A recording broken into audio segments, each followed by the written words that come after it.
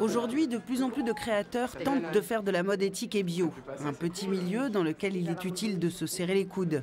Jean-Philippe et Hélène sont même devenus des amis. Tranquillou, on va fixer une date tout de suite pour notre fameux déjeuner. Ben non, mais je crois que je vais tous les essayer, surtout. Le pâte d'œuf, c'est sûr que le slim, c'est ça. Ouais, attends, ça c'est un 34. Bah non, ça va. Est-ce que tu as du mal à le fermer ou pas? Non. Alors, Parce que de toute façon, il va se rétrécir aussi. Non, il va s'agrandir. Il va se... Non, justement. Donc du coup, peut-être tu peux essayer une taille en dessous. Bah oui, exactement. J'ai maigri. On a quand même un certain nombre de valeurs en commun, je pense.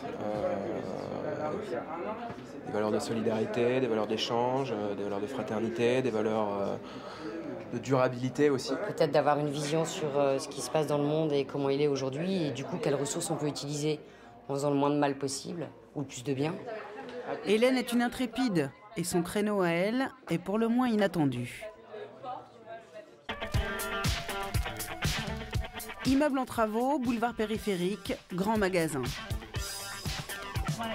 Coiffée de son célèbre casque rose, Hélène sillonne Paris à scooter à la recherche de sa prochaine collection. Mais que cherche-t-elle exactement?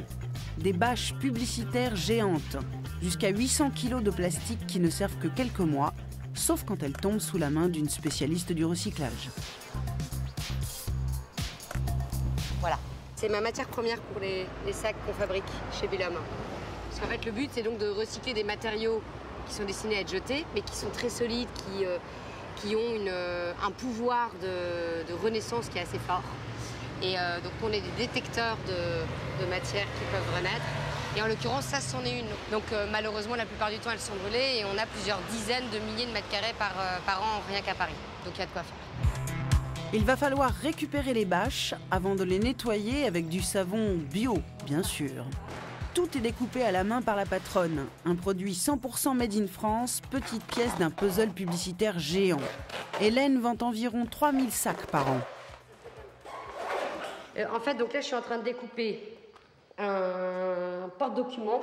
Donc en fait, c'est assez simple, c'est une pièce qui va se replier et qui va permettre de donner un porte-document. Donc c'est une seule pièce, donc c'est assez facile. En revanche, là où il faut qu'on ait l'œil, il faut qu'on fasse attention, c'est que par exemple, ici on est sur une bâche qui graphiquement est très bicolore, forcément. Donc on fait attention à avoir un maximum de sacs justement dans ces deux tonalités. J'ai beaucoup d'annonceurs qui me disent ça fait 3-4 ans qu'on me donne les bâches. Et en fait, on se rend compte qu'on achète des petites mallettes chinoises pour nos séminaires ou nos conventions, alors qu'en fait, vous fabriquez des petits porte-documents. Donc il nous arrive de plus en plus de travailler sur des pièces comme ça, en fait, qui permettent de remplacer le produit qui vient du bout du monde et qu'on offre 2-3 fois par an et qui est finalement peu utilisé.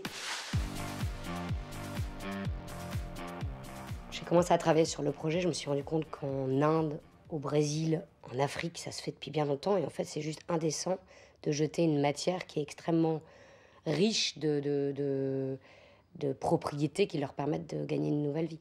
C'est Nicolas Hulot qui dit que 80% des objets, des produits de la consommation courante qu'on utilise ne font l'objet que d'un seul usage. C'est dément, c'est presque indécent. Donc en fait, rentrer dans une économie circulaire, c'est juste du bon sens. Et je pense qu'effectivement, les sociétés, qu'elles soient en voie de développement ou riches, commencent effectivement à s'y mettre.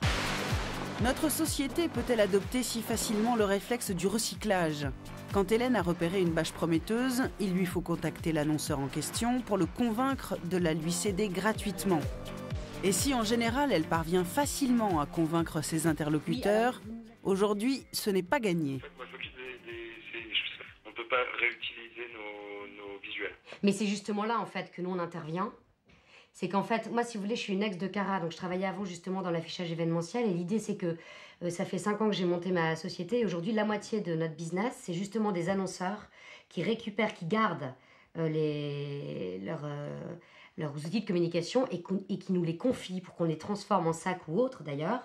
Et pour après les récupérer pour les offrir aux services de presse, les revendre, etc. Ah oui, non, mais c'est ce que je vous dis. Nous, en tout cas, nous, aux événements, on détruit nos bâches parce qu'on ne peut pas réutiliser les visuels qu'il y a dessus. D'accord, donc c'est un choix et c'est clairement établi. Vous ne souhaitez pas récupérer les transformer et en faire des objets dérivés ou autres? Non, pas du tout. Merci, au revoir. Merci beaucoup, au revoir. Voilà, ça c'est ce qui s'appelle se faire jeter. Pour faire face aux crises ou aux changements, on a besoin de créativité. Et la créativité, c'est l'envers du standard, c'est l'envers de la routine, et c'est là qu'il y a transgression. Et je pense qu'une partie de l'économie sociale est fondée sur cette transgression. Et comme il y a transgression, il faut une énergie énorme, et comme il faut une énergie énorme, il faut beaucoup de militantisme et de foi et de croyance. Et le moins que l'on puisse dire, c'est qu'Hélène y croit. Rejointe par différents concurrents dans le domaine du recyclage de bâches publicitaires, la jeune femme a choisi cette année de se démarquer et d'innover avec un matériau inédit. Aujourd'hui, elle découvre le prototype de son tout dernier sac chez Maïté, une spécialiste de la maroquinerie qui a travaillé pour des marques prestigieuses. Voici sa dernière création, un sac fabriqué avec de la toile d'airbag et des ceintures de sécurité, récupérées sur des voitures mises à la casse. Donc là, les cabas, il y a 2 modèles. Celui-là, c'est celui qu'on avait, celui-là, c'est celui sans néance. En fait, il faudra que je tranche sur un. Et justement, tu le porterais comme ça, toi, avec cette matière? Je le porte, mais je viens un peu dans le même genre. Je trouve que celui-là, il fait un peu plus commun. Là-dessus, tu vois vraiment la sangle, le recyclage. Je pensais pas que c'était de la toile de Dante, alors je me suis dit c'est des sièges de bateau, c'est quelque chose. Parce que si on se pose la question, on connaît pas, on voit que c'est différent de ce qui se fait. Et donc, voilà, si les formes étaient bizarres, les formes d'étoiles, rondes, des coussins de bateau, je pensais, non, des airbags de voiture.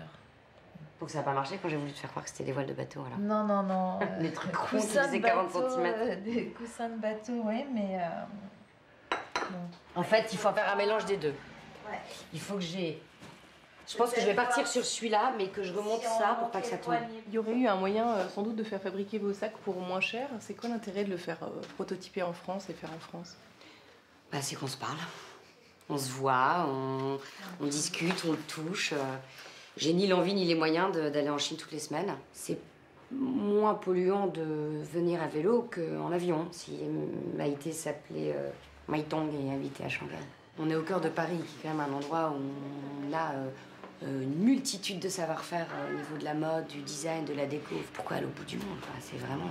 Du coup, c'est éthique de travailler ici à Paris avec des ateliers parisiens. Mais le débat surtout, c'est que c'est logique. La proximité, c'est l'obsession d'Hélène. Entre la récupération de la toile et la finalisation du produit, tout se fait dans un rayon de quelques centaines de kilomètres.